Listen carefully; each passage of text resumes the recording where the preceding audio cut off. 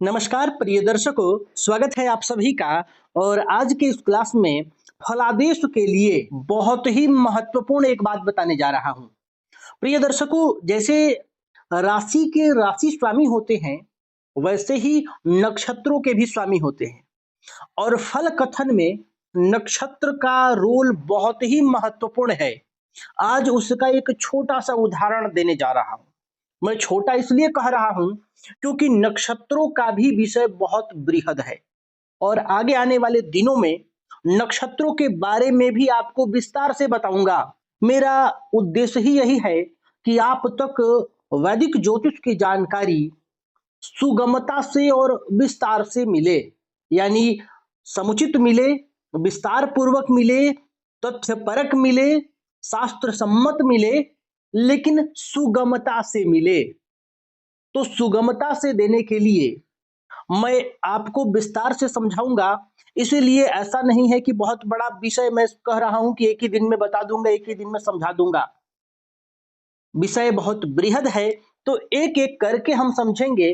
तो आज एक छोटा सा उदाहरण आपको देने जा रहा हूं और मुझे यह विश्वास है कि यह उदाहरण आप समझकर यह समझ जाएंगे कि वास्तव में नक्षत्र का भी बहुत बड़ा महत्वपूर्ण स्थान है, जो फल के परिवर्तन के लिए पर्याप्त है, जो फल में अंतर लाने के लिए पर्याप्त है।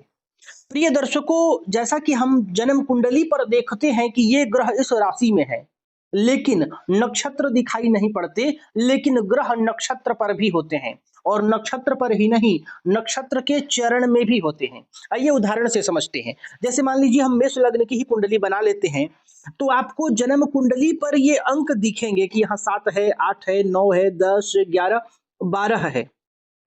यदि किसी एक ग्रह का हम उदाहरण ले लेते हैं, चलिए सूर्य को ही लग्न में बैठा लेते हैं।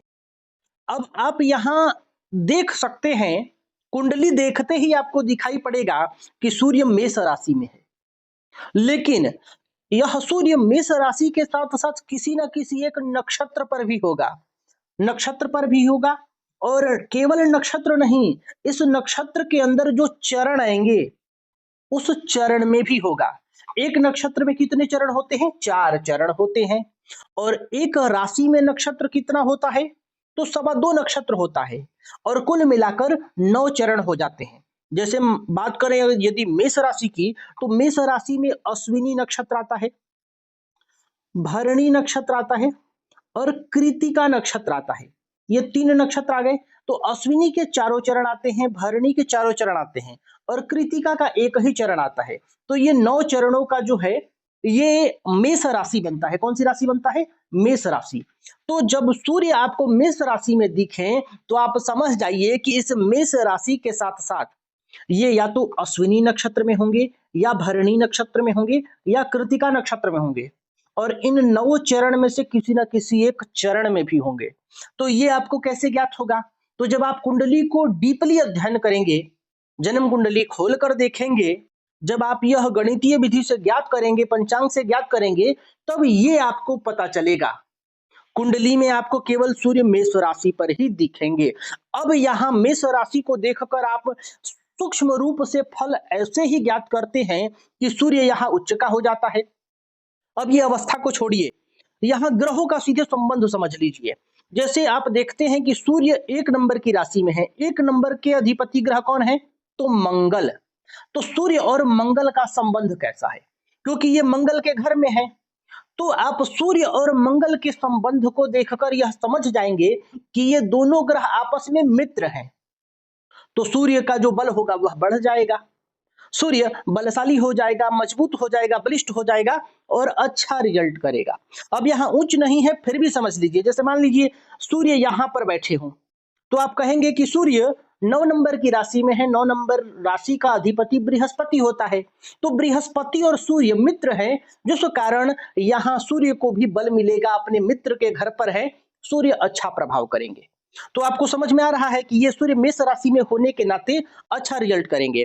अब मैं आपको बताया कि जैसे राशि के अधिपति होते हैं, वैसे ही नक्षत्रों के भी स्वामी ग्रह होते हैं, अधिपति ग्रह होते हैं। जैसे कि अश्विनी नक्षत्र के जो मालिक हैं वो केतु हैं, भरणी नक्षत्र के जो स्वामी हैं वो शुक्र हैं और कृतिका नक्षत्र के जो स्वामी हैं वह सूर्य हैं। आगे मैं यह भी आपको बताऊंगा कि कौन से नक्षत्र का कौन सा ग्रह अधिपति है। जैसे कि आइए अभी आप समझ लीजिए, फिर आगे हम बात करेंगे। ये चक्र आप देखिए, ये विंशोत्तरी दशा का चक्र है। विंशोत्तरी दशा के बारे में आगे मैं आपको विस्तार से बताऊंगा, लेकिन अभी आप केवल नक्षत्रों के अधिपति को समझिए। कृतिका से पूर्वा फाल्गुनी तक क्रमशः उपर्युक्त क्रम से अधिष्ठाता है। अधिष्ठाता का मतलब है स्वामी। तो कौन कौन है? फिर बाद में कह रहे हैं कि कृतिका से पूर्वा फाल्गुनी तक हो गया, नव नक्षत्र हो जाएंगे, जैसे कृतिका, रोहिणी, मृगशिरा, आर्द्रा, पुनर्वसु, पुष्या, श्लेषा, मघा, पूर्वा फाल्गुनी। फिर उत्तरा फाल्गुनी से पूर्वाषाढ़ा तक, उत्तरा फाल्गुनी, हस्त, चित्रा, स्वाति, विशाखा, अनुराधा, ज्येष्ठा, मूल और पूर्वाषाढ़ा। फिर उत्तराषाढ़ा से भरणी तक यही क्रम 2 बार दोहराया जाता है। इस प्रकार नवग्रहों के हिस्से में 3-3 नक्षत्र आते हैं। जैसे कृतिका और उत्तरा फाल्गुनी और उत्तराषाढ़ा के जो अधिपति ग्रह हैं वह सूर्य हो जाएंगे। चंद्रमा के हिस्से में भी ये 3 नक्षत्र आते हैं। मंगल के हिस्से में 3, यानी यहां आप सूर्य से समझ लीजिए, कृतिका का अधिपति सूर्य होगा। जैसे सिंह राशि का अधिपति सूर्य है, वैसे नक्षत्रों में कृतिका, उत्तरा फाल्गुनी और उत्तराषाढ़ा का अधिपति सूर्य है। अब यहाँ ये वर्ष दिया है विंशोत्तरी का है कि सूर्य की दशा 6 वर्ष की होती है, चंद्रमा का 10 वर्ष, मंगल का 7, राहु का 18, बृहस्पति का 16, शनि का 19, बुध का 17, केतु का 7 और शुक्र का 20 वर्ष का दशा होता है। ये संक्षिप्त नाम दिया है आचम, भव, राजी, सबु, केशु। यानी ये जो है विंशोत्तरी दशा के बारे में आगे मैं आपको बताऊंगा, तो विस्तार से बताऊंगा कि जो दशाएं हैं ना वो इसी क्रम से चलता है। यानी सबसे पहले सूर्य की ही महादशा आएगी। सूर्य की महादशा 6 वर्ष की, जब 6 वर्ष सूर्य रह लेगा तब चंद्रमा की महादशा शुरू होता है। अब मान लीजिए इसी क्रम से दशा चल रहा है और किसी का जन्म राहु की महादशा में हो जाए, तो राहु की महादशा के बाद गुरु की, फिर शनि, बुध, केतु, शुक्र और फिर सूर्य की दशा आएगी। किसी का जन्म शनि के महादशा में हो तो शनि के बाद बुध, केतु, शुक्र की दशा पूरी होगी, तब सूर्य, चंद्र, मंगल शुरू होगा। और ये जो विंशोत्तरी दशा है ना, ये 120 वर्ष की दशा होती है। जैसे आप जब 6, 10, 7, 18, 16, 19, 17, 7, 20 जोड़ेंगे तो 120 निकल कर आ जाएगा। यानी ये जो दशाएं हैं 120 वर्ष की दशा होती है और एक मनुष्य की परम आयु 120 वर्ष मानी गई है।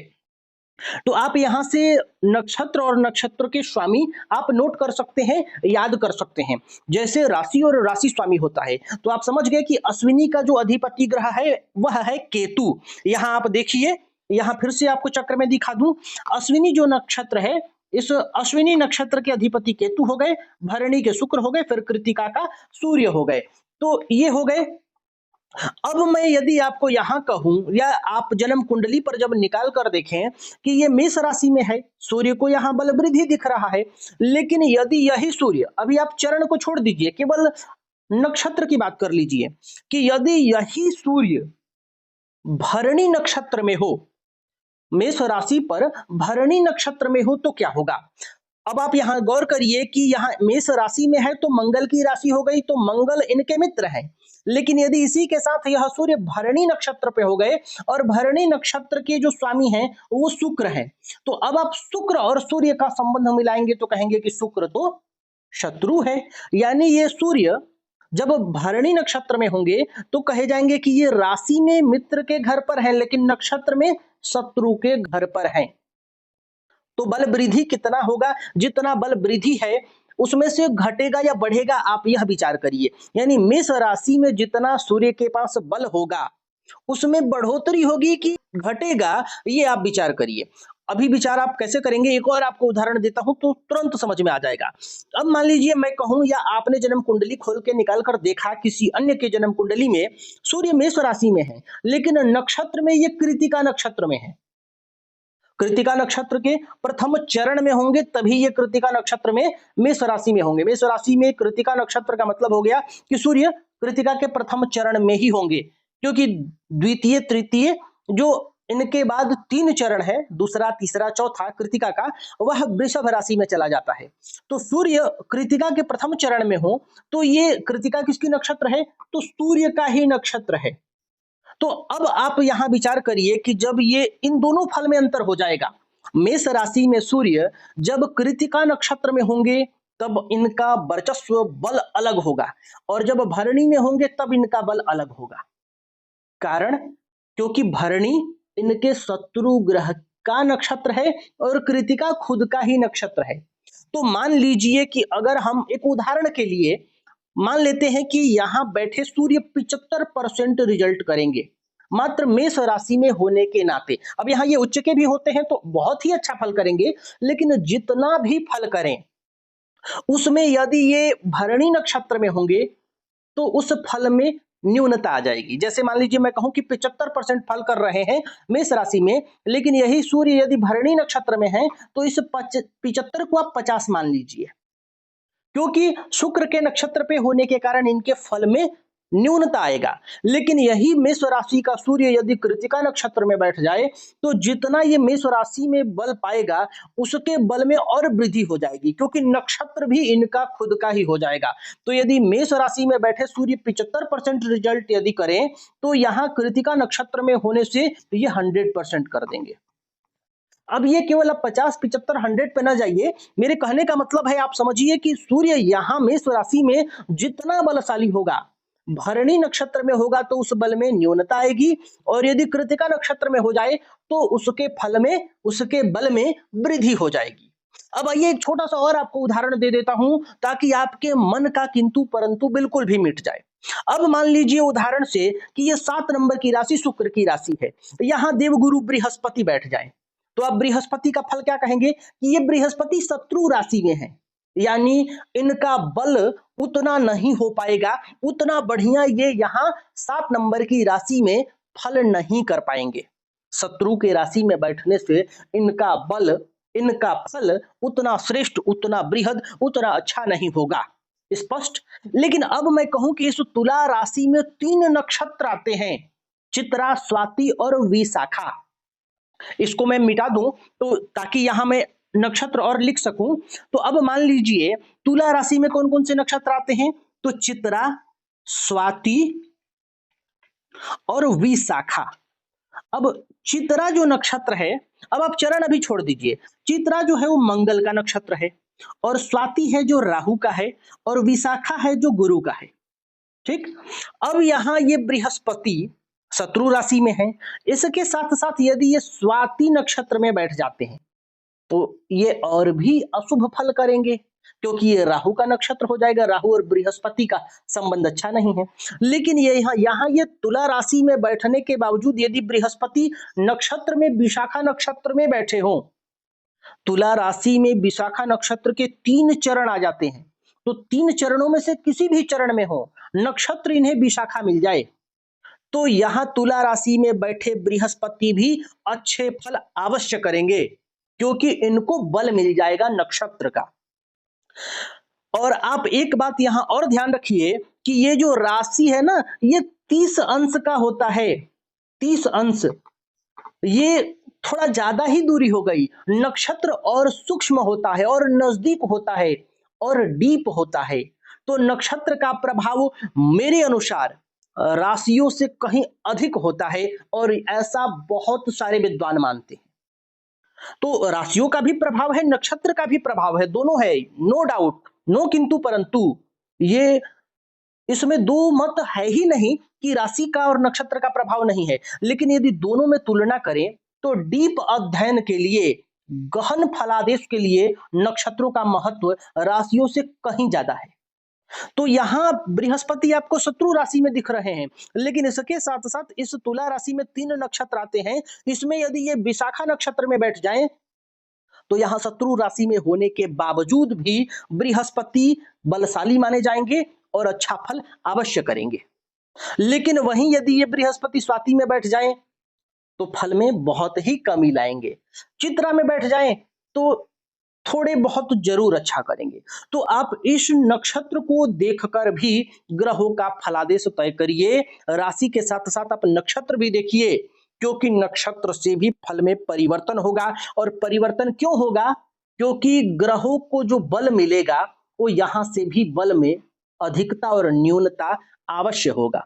हालांकि नक्षत्रों के बारे में मैं आपको और विस्तार से बताऊंगा, नक्षत्र बताऊंगा, चरण बताऊंगा, और नक्षत्रों के स्वामी आदि आप याद रखिए। नक्षत्र और नक्षत्रों के स्वामी तो मैं आज आपको बता ही दिया।